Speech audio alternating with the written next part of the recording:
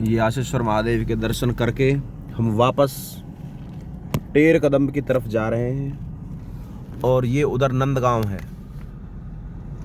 नंदगांव के दर्शन शायद आपको नहीं हो रहे होंगे अभी। ये देखिए थोड़ा थोड़ा जो मैं आपको जूम करके दिखाऊं, ये नंदगांव है और नंद भवन यहीं पर है। भगवान कृष्ण जहाँ रहते थे, आज से 5200 वर्ष पूर्व जो भगवान ने लीलाएं करी, इसी नंदगांव को अपना मुख्य प्रांगण बना करके यहाँ से ब्रज की सभी लीलाओं का विकास भगवान के माध्यम से हुआ। ये देखिए बड़ा ही अद्भुत नज़ारा।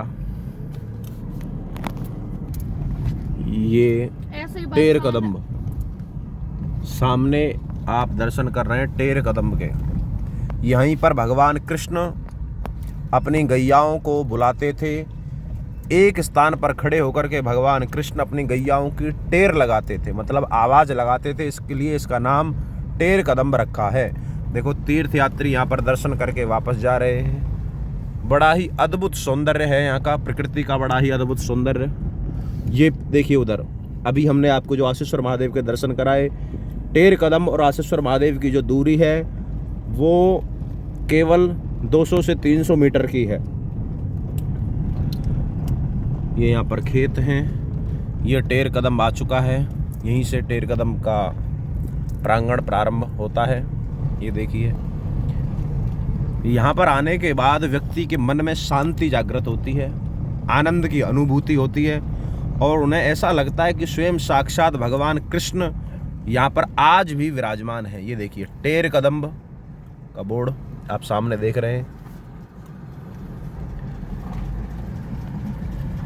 यहाँ आने के बाद ऐसा लगता है कि स्वयं साक्षात भगवान कृष्ण आज भी यहाँ पर विहार लीलाएं करते हैं, विचरण करते हैं, अपनी गैयाओं को चराते हैं। हम आपको भी अंदर लेकर के चलेंगे।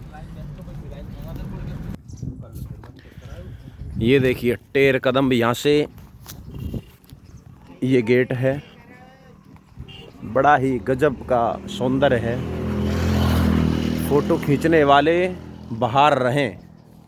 वैसे तो यहाँ पर वीडियो नहीं बनाई जाती है, बाकी फिर भी प्रयास करते हैं आप लोगों को दर्शन कराने का। ये मुख्य द्वार है, यहाँ से प्रवेश एंट्री। बड़ा ही अद्भुत स्थल है।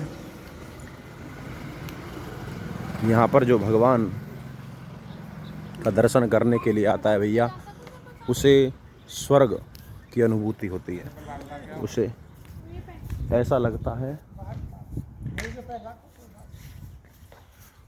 उन्हें बिल्कुल ऐसा लगता है कि जैसे आनंद उत्सव हो। ये देखिए अंदर, यहाँ फ़ोन के लिए मना कर रहे हैं, वैसे तो हम आपको बाहर से ही दिखा रहे हैं, अभी बाहर से दर्शन करा रहे हैं। ये वही जगह है जहाँ पर भगवान कृष्ण टेर लगाते थे, अपनी गैयाओं को बुलाते थे और सभी गैयाएँ भगवान की एक आवाज़ पर, बंसी की धुन पर इकट्ठी हो जाती थी।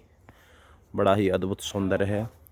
यहाँ पर जो ब्रज में आता है उनका दर्शन, उन्हें एक बार इस जगह का दर्शन जरूर करना चाहिए। ये बाहर से, अंदर तो कैमरा ले जाना मना है, बाकी बाहर से मैं आप लोगों को दर्शन करा दूं। बड़ा ही अद्भुत सौंदर्य यहाँ पर।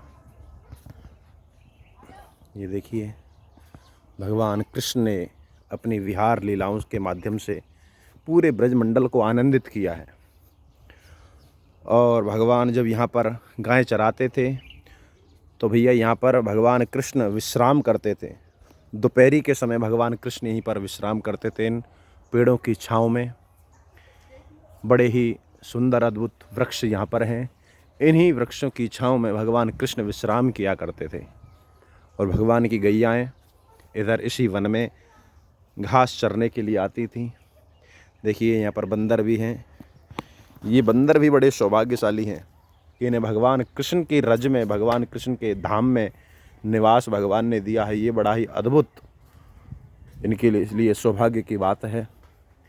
ये देखें यहाँ पर बिल्कुल शांति है, एकदम शांत वातावरण है। पक्षियों की चहचहाने की आवाज़ इस पूरे वन में गूंज रही है। ये देखिए वृक्ष हैं, बहुत पुराने पुराने वृक्ष हैं। इन्हीं वृक्षों पर कभी भगवान कृष्ण उछल कूद करते थे, चढ़ते थे, बंसी बजाते थे और इन वृक्षों की छाया में।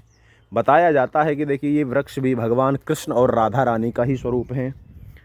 इन वृक्षों में, इनकी लता पताओं में भगवान कृष्ण के दर्शन की अनुभूति होती है। और ये देखिए टेर कदम्ब का भी कुंड यहाँ आपके बीच में विराजमान है। ये कुंड है टेर कदम्ब का। यहाँ पर भगवान कृष्ण की गैयाएँ पानी पीती थीं। यहाँ बताया जाता है कि भगवान कृष्ण की गायें जलपान करती थीं। घास खाने के बाद में भगवान की गायें पानी पीने के लिए आती थीं। बड़ा ही अद्भुत सौंदर्य है। ये इस टेर कदम्ब का बाहरी वातावरण है। बाहरी वातावरण आप लोग ये दर्शन कर रहे हैं, क्योंकि अंदर फ़ोन कैमरा अलाउड नहीं है, इसलिए हम आपको इस वन का, इस सब पूरे वन को आशेश्वर वन बोला जाता है। यहीं पर भगवान शंकर भी विराजमान हुए थे और यहाँ पर भगवान कृष्ण की गैयाएँ चरती हैं। आज भी यहाँ पर ऐसा अनुभूति होता है, ऐसा लगता है कि भगवान कृष्ण की गायें आज भी यहाँ पर चरती हैं। ये देखिए, ये संतों के लिए, भगवान के भक्तों के लिए भजन करने के लिए स्थली बना रखी हैं। यहाँ पर भगवान का एकांत वातावरण में आकर के भक्त लोग भगवान का भजन करते हैं। संत लोग यहाँ पर भजन करते हैं। ये देखिए भक्त बैठक भजन के लिए आप लोग देखेंगे, भक्त बैठक है ये।